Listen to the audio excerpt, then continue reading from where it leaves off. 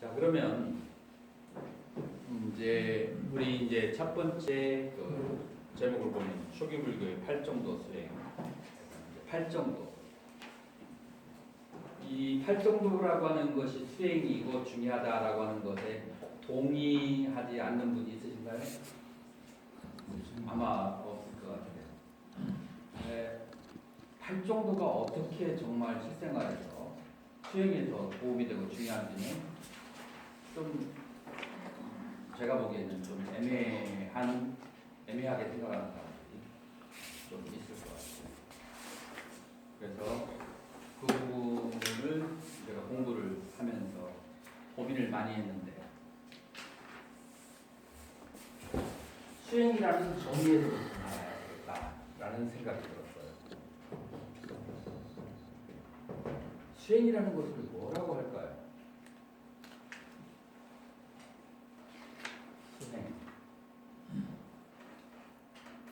그냥 신도님들한테 설명한다라고 했을 때 수행을 뭐라고 정의해야 될까? 뭐 아무 글자 그대로 닦아서 행한다라고 할 수도 있고 또 다른 그 해석은 또 뭐가 있을까요? 상구보리 하와중생 맞는 것 같습니다. 상구 보리 하와중생 거창하네. 위로는 절체 자신을 없고 아래로는 근데 그 안에 포함돼요. 근데 어떤 그 질문에 대한 직접적인 대답에서 봤을 때는 한 단계 더 의역하고 승화시킨 그런 대답이에요. 조금만 끄집어 내려봐요. 조금 끄집어 내려서 수행이라는 것이 직접적인 것이 고통의 소멸, 고통을 자각하는 사람에게 수행은 고통의 소멸이라고 할 수 있죠. 또 뭐라고 대답할 수 있을까요? 수행. 행복으로 가는 길. 행복으로 가는 길. 고통을 소멸하니까 행복이 성취된다. 그것도 좋아요. 네, 이제 제가 접근하는 방법은 이제 원어로 접근 한번 해볼게요.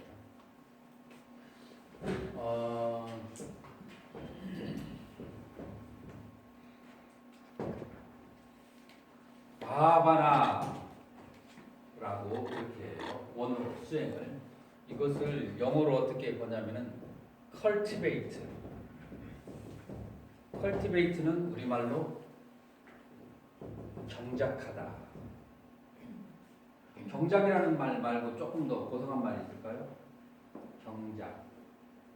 경작하다. 마음의 밭을 갈다.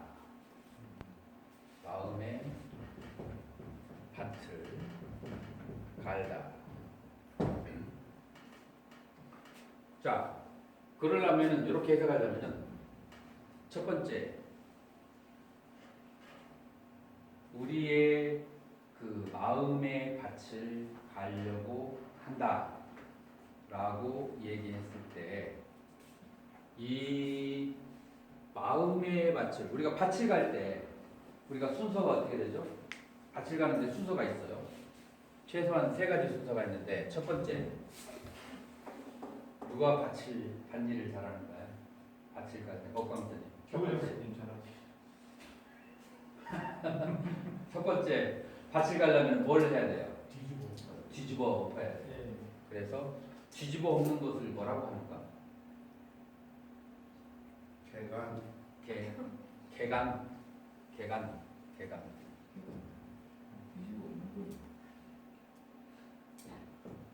경작, 개간. 그래서 먼저 밭을 뒤집어 엎고 두 번째 뒤집어 엎은 다음에 뭐가 나오죠? 돌이 나오죠. 돌을 제거하고 세 번째 그 다음에 뭘 해야 되죠? 땅을 고르고 씨앗을 뿌리고 네 번째로 뭐를 해야 되죠? 물을 줘야 되죠. 자, 이거를 이제 경작할 때 그 순서라고 한다면 우리 인간의 마음은 어떤 요소가 있을까요? 우리 인간의 마음은 3가지 요소가 있어요.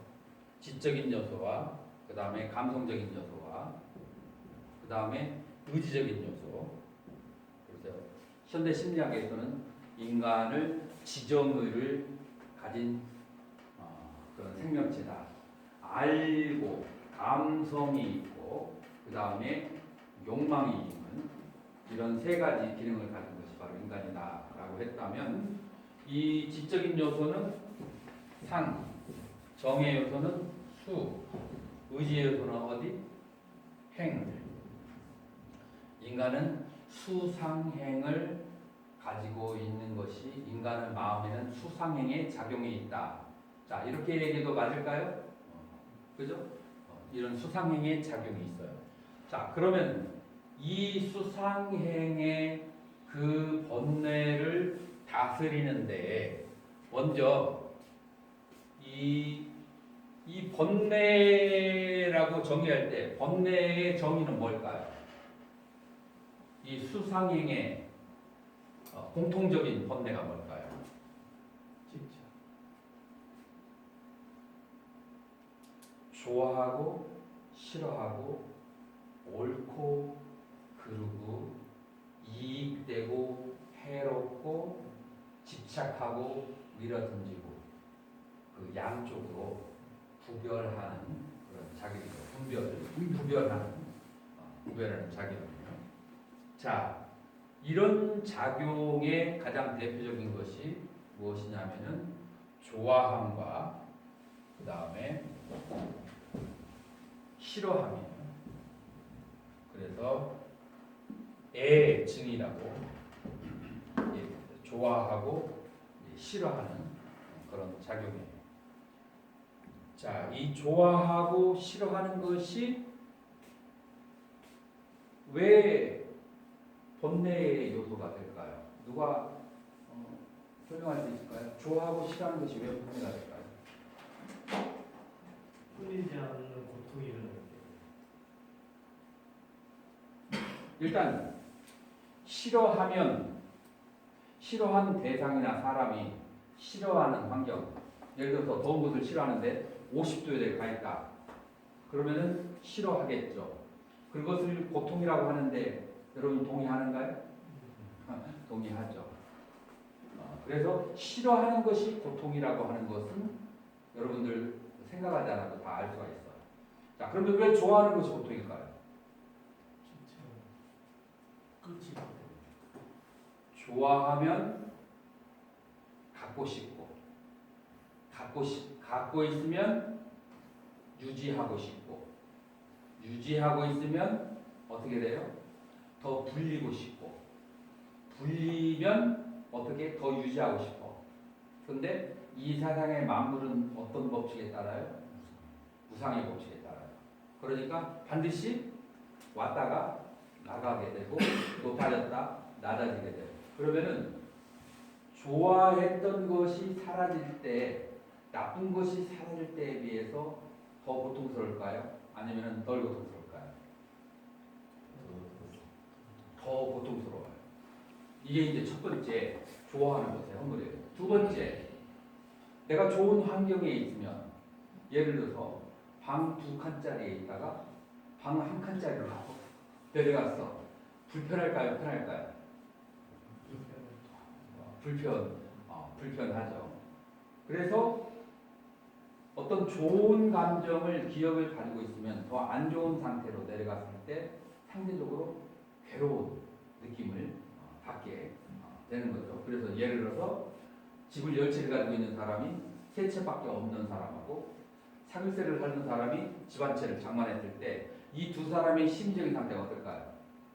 10채 있다가 3채 있는 사람은 아주 절망적으로 괴롭고, 사글세에 있다가 집 한 채를 산 사람은 엄청나게 행복한데 겉으로 봤을 때는 3채가 있는 사람이 행복할 것 같지만 실제로는 그런 것은 과거에 기억하고 대비를 하기 때문에, 그러니까 좋은 환경, 좋은 것은 오히려 고통의 원인이, 그것이 변할 때 고통의 원인이, 그래서 변화고라 그래요. 그래서 고통에는 세 가지가 있는데 보고, 변하고, 그 다음에 오온고, 이렇게 이제 세 가지가 있죠. 그래서 변화에서 오는 그 고통 때문에 즐거운 것은, 그래서 이 좋아하고 싫어하는 감정이 있는 한 뭐에서 벗어날 수가 없다고요? 윤회에서, 고통에서 벗어날 수가 없다. 그래서 이제 좋아하고 싫어하는 감정을, 애증을 이제 얼마만큼 다스렸냐에 따라서 그 사람의 수행이 깊어진다라고 그렇게 볼 수가 있어요. 자, 그러면은 이 좋아하고 싫어하는 감정이 우리는 무엇을 일으키냐면은 행위를 일으켜요. 행위. 그 행위를 다른 말로 우리 불교에서는 뭐라고 얘기하죠? 업이라고 그렇게 해요. 그래서 행위, 업을 일으켜서 업을 지으면 그 다음에 어떤 현상이 발생하죠? 그러면 과보가 발생하죠. 과보가 발생하는데 그 행위가 좋은 행위면, 남을 이롭게 하는 행위면 그 과보가 뭐로 와요? 락수로 와요. 만약에 남을 해롭게 하는 행위였다면 그 과보가 뭐로 와요?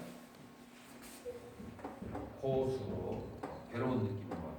자, 그래서 여기에 과보라는 것이 있고 그 다음에 행위라고 하는 것이 있고, 이 행위가 무엇이 수반되었을 때? 애증이 수반되었을 때. 자, 그래서 이거를 뭐라고 얘기하냐면은 번뇌옥자 혹, 그 다음에 그 다음에 바스투 사라고 그렇게 구사론에서는 혹업사라고 해요. 그래서 번뇌가 있고 번뇌에 의해서 행위를 하고 그 과보를 일으키고, 그 과보에 또 거기에 집착하거나 애증을 가지게 되고, 그러면 그 애증 때문에 또 업을 일으키고 그 과보가 일어나고, 이 혹업사의 끝없는 연속을 뭐라고 한다고요? 그것을 윤회라고 이렇게 하는 것이죠. 자, 이 혹업사를 업을 짓는 데 있어서 우리는 업을 짓는 도구가 우리 인간에게 몇 가지가 있을까요? 세 가지가 있어요. 그 도구가 세 가지가 뭐예요? 신, 그리고 두 번째 구, 의, 삼업이 있죠. 근데 신구는 보이는 것이고, 그 다음에 의는 보이지 않는 것. 신구는 드스다, 보여지는 것이고, 의는 안 보여지는 것, 어드스다라고 그렇게 얘기해요. 자, 그래서 업을 다스리려면은 다시 말해서 무엇을 다스린다라고 얘기를 할 수 있어요? 신구의를 다스리는 것을 업을 다스리는 거예요. 신구의를 정하는 거예요. 다시 말해서 여기서 중간에 이제 다시 돌아와서 수행은 지정의를 다스리는 거고, 지정의는 뭘 다스리는 거냐면 신구의 삼업을 다스리는 것이에요. 신구의 삼업을 다스리는데 이 순서로 다스리는 것이 바로 팔정도라고 그렇게 얘기할 수가 있어요. 자, 일반적으로 신체적으로, 그 다음에 몸으로 어떤 업을 짓는데, 보통 우리는 신체적으로 입으로 두 가지 중에 하나의 행위를 해요. 둘 중에 하나가 뭘까요?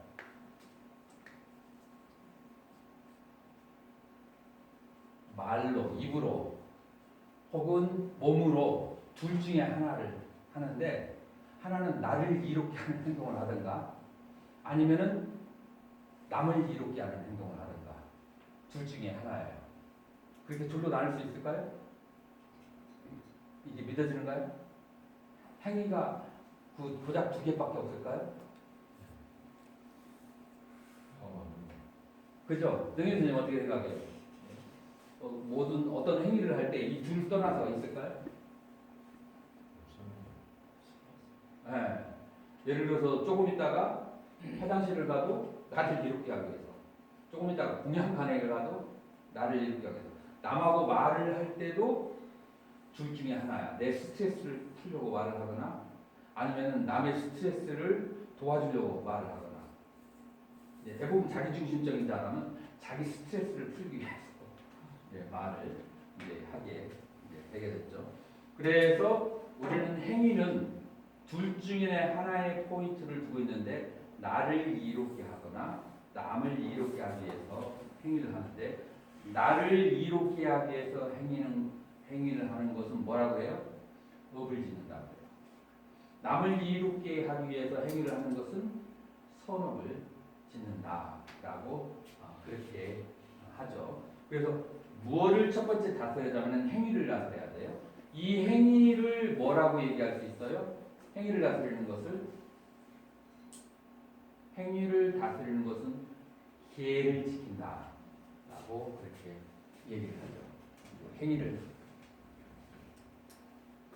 다스리는 것은 이제 그 불선한 행위를 다스리는 것은 계를 지킨다. 혹은 선한 행위를 한다. 좁은 의미에게 넓은 의미에게 이런 식으로 이제 나눠서 얘기를 할 수 있죠. 자, 그런데 남을 위해서 한다, 나를 위해서 한다라고 하는 그 행위는 어디에 기반을 두고 남을 위해서, 나를 위해서 할까요? 인간의 그 행위라고 하는 것은.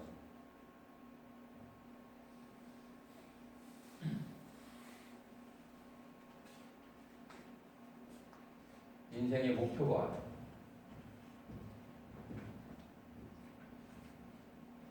보통 사람은 둘 중에 하나로 갈려요.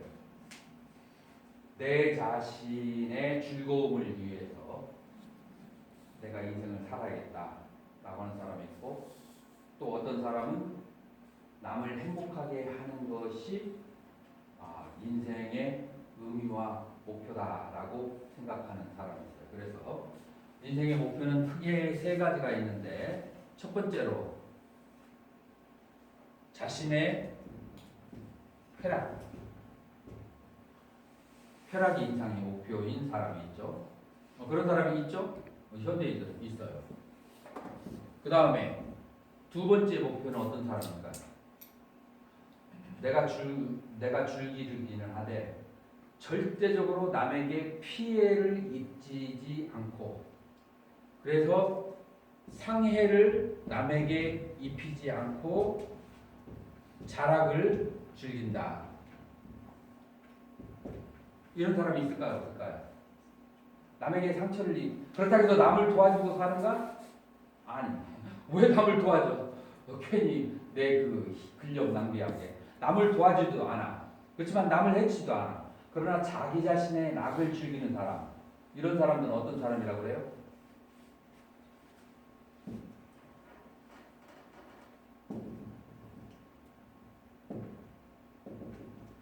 신선도 닦는 사람들, 선정이나 신선도 닦는 사람들 중에서 이런 사람들이 있어요. 인생의 목표가. 그 다음에 세 번째로 인생의 목표가 세 번째 어떤 사람이 있을까요? 나를 아무리 즐겁게 해줘도 남는 것은 뭐가 된다고요? 똥밖에 남는 게 없다. 그렇기 때문에 이렇게 헛되하지 말고 한시라도 조금이라도 복을 지어서 그 다음에 남의 행복을 하게 해야 된다. 이제 보살에. 그래서 이제 자신의 쾌락과 이 선정이 극도화되면은 아라한 행으로 이제 가죠. 그래서 세 가지의 인생의 목표가 있어요. 보통 사람들에게는 쾌락 중심적으로 혹은 번뇌를 끊는 쪽으로 아니면은 보살행을 하는 쪽으로 이렇게 세 가지의 목표가 있는데 이 세 가지의 목표가 인생의 목표라고 하고 이거는 우리가 어디에서 다스려요? 팔정도 가운데서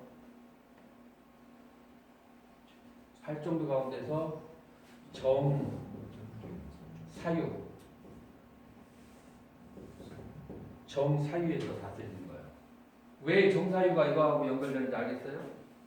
정사유가 원래는 빨리나 산스크리트 원어는 어떻게 되냐면은 삼마, 쌍카빠예요.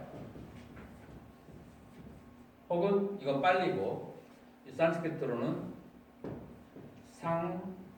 상깔빠예요. 깔빠라고 하는 것은 서원 혹은 목표 혹은 서원이 되는 거예요. 그래서 사람은 어떤 서원은 좋은 의미고 보통 중간의 의미는 목표가 되죠. 사람은 어떤 서원을 세우고 그리고 그 다음에 행위를 하게 되죠. 행위를 하기 전에 그 서원에 알맞는 생각을 하게 되죠.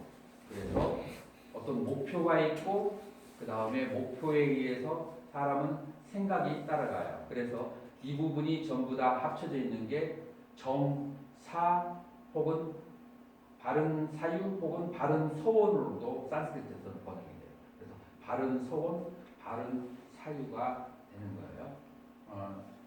바른 서원과 바른 사유 사이의 그 연결점을 여러분 이해가 되는가요?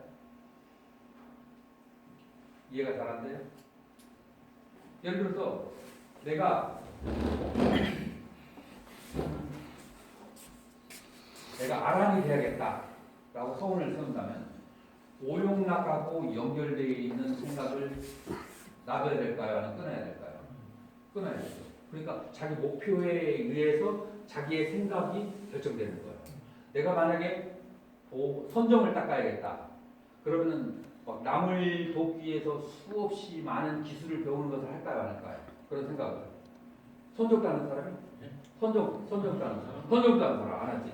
선정 닦는 사람은 선정에 알맞는 생각을 하고 그 다음에 보살이 되려고 하는 사람, 은 보살에 알맞는 그런 생각을 하게 되겠죠. 그래서 목표 혹은 서원이 그 사람의 생각을 결정짓는 거예요. 그래서 서원 혹은 목표라고 하는 것이 뭐 1차적이든 2차적이든 그게 거의 그 같은 그런 계열에 있는 거예요. 그래서 어떤 서원에 의해서 혹은 목표에 의해서 사람은 뭘 한다고요? 행위를 하는 거예요. 그 행위가 몸으로나 혹은 말로 행위를 하는 거죠. 자, 그러면 어떤 사람이 쾌락을 위해서 사는 목표를 삼았거나 선정을 닦는 목표를 삼았거나 아라한이 되거나 아니면 보살이 되거나 하는 그런 목표를 잡았다고 했을 때 그건 우연히 그랬을까요? 아니면 뭔가 이유가 있어서 그런 목표를 잡게 될까요? 이유가 있겠어요. 그러면 무슨 이유 때문에 그런 생각이 갈려질까요?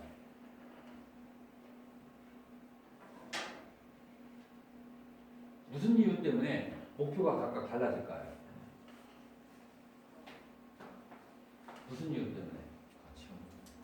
가치관, 경험, 가치관 비슷해요. 또 다른 말. 무엇 때문에 목표가 각각 달려질까요? 견해 때문에 자기 목표가 달려요. 그래서 정사는 정견에 의해 있고 정사에 의해서 정어, 정업, 정행이 정어, 정업, 정명이라고 하는 것이 연결되어 있어요. 전부 다 어떤 관계를 가지고 있어요? 인과 관계를 가지고 있어요. 정견이 정사가 바른 행위를 일으키게 하고 그 다음에 이제 정정진으로 가게 되는 거예요. 자, 그래서 가치관, 견해를 결정하는 아주 심각한 중요한 4가지 요소가 있어요. 한 사람의 인생관을 결정하는 데 있어서 요즘에 뉴스에 승리하고 정준영 뉴스가 지금 거의 보름째 계속해서 인터넷 열기만 하면 제일 앞에 그냥 딱 나오잖아요. 이분들은 어떤 가치관을 가지고 있을까요?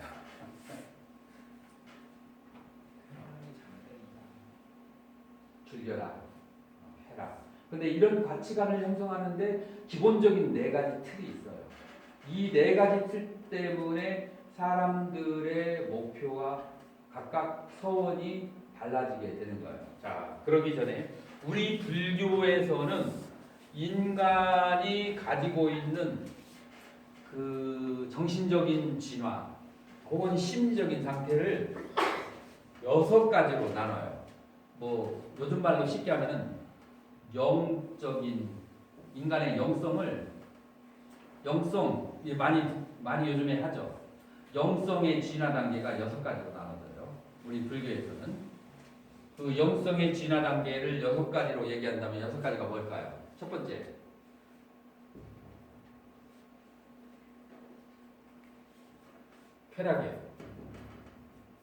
쾌락에다가 플러스 악업을 지어도 관계없어. 악업을 지어도 쾌락만 즐기면 된다. 이게 영성의 1단계.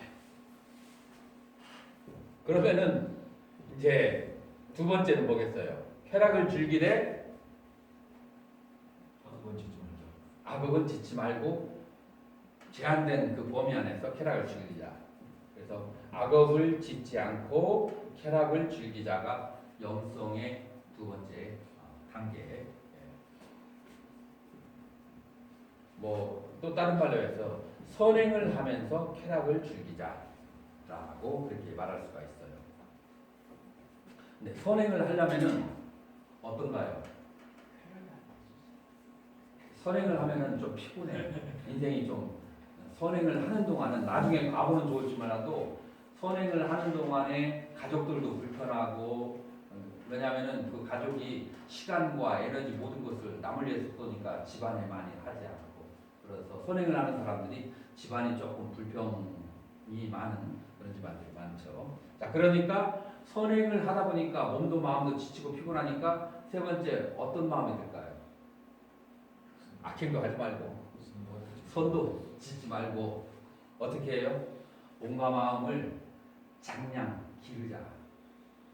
요게 이제 어떤 상태예요? 선정의 기쁨이에요. 자, 그러나 선정에 들었다가 나오면 뭐가 기다리고 있어요? 불편한 현실이 기다리고 있어요.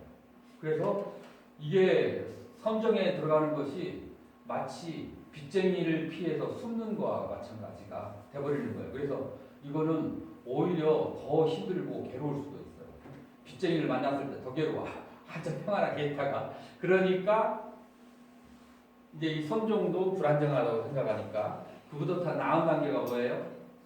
그거를 이제 출세관이라고 하는데 수다원에서 아라한의 그런 이게 수행을 해서 출세간의 그런 번뇌를 끊는 그런 단계로 가자 이제 그렇게 되는 거예요. 자 그런데 일생 동안 많은 사람들이 많은 그 신도들이 수행을 하라고 대해줬는데 나는 아라한이 되었다라고 생각하고 그리고 중생들을 되돌아보고 중생들을 구제하는 일을 번거롭게 생각하고 그렇게 하지 않는다면 세상 사람들의 입장에서는 어떨까요? 좀 괘씸하게 생각할 수도 있고 그렇게 해서 수행을 잘한다 한들 결국 우리에게 돌아와서 우리에게 이익을 주지 않으려고 한다면 그렇다면은 그것이 자기의 그 취미생활을 하는 골프 치는 사람이나 혹은 그 헬스장에 가서 운동하는 사람이 그런 취미생활 즐기는 거나 자기의 그 번뇌가 소멸됐다고 해서 중생을 구하러 돌아오지 않으면 무슨 차이가 있는가? 우리에게 아무런 어떤 이득도 없는데 라고 그렇게 생각을 하는 사람이 있을 수 있어요. 그래서 이 그 번뇌를 끊었으면은 중생을 위해서 회향을 해야 된다 라고 그걸 강조하는 경우가 있어요. 그러면 그걸 뭐라고 하는가요? 보살이라고 그렇게 얘기했죠. 근데 이 보살하고 그 다음에 선행을 하는 사람하고 어떤 차이가 있어요? 보살도 선행을 하고 이 2단계에 또 선행을 해요. 우리 그 야운대사에 그 어르게 이런 말이 있죠. 이타이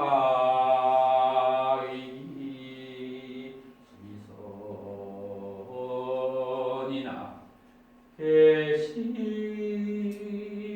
계시윤의 생사인이로다 라는 말이 있죠. 남을 위한다고 하거나 자기 자신을 위한다고 하거나 비록 조그마한 선을 행할지라도 그 모든 것이 다 생사의 원인이 된다라고 얘기했을 때 요 단계를 말할까요? 아니면 이 단계를 얘기할까요?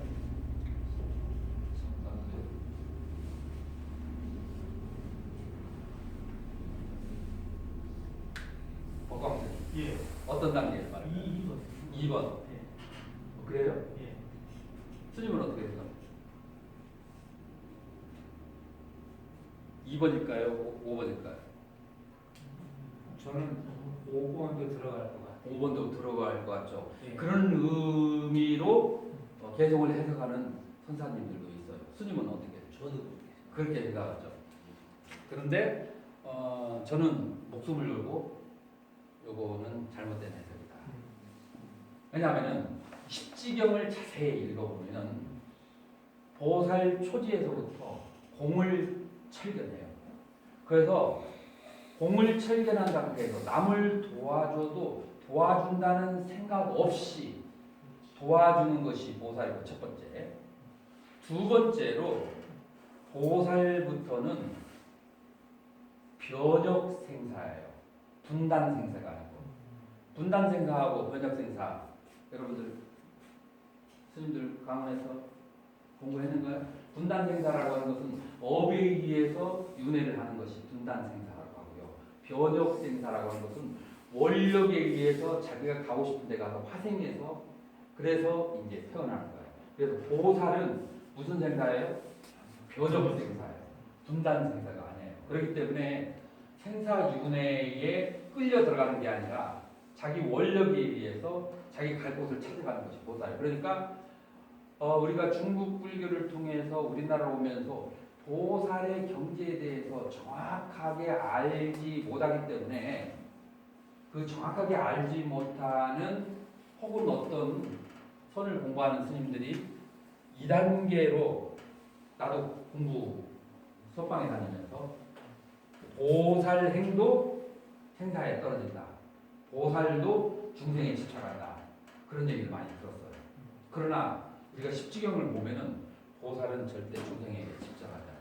보살은 중생이 공하다는 것을 보는 자를 보살이라고 하고 중생이 있다라고 생각하고 도와주는 것은 요 두 번째 단계고 중생이 본래 공하다라고 하고 도와주는 것은 그것은 보살이에요. 금강경에 뭐라고 나오는가요? 금강경에는 3장에 나오죠. 금강경 3장에. 이 보살행을 하려고 하는 사람은 마음을 이렇게 다스려야 되는데 첫 번째, 원력이 있어야 된다. 어떤 원력? 모든 생명 있는 것, 내 의식에 잡힐 수 있는 모든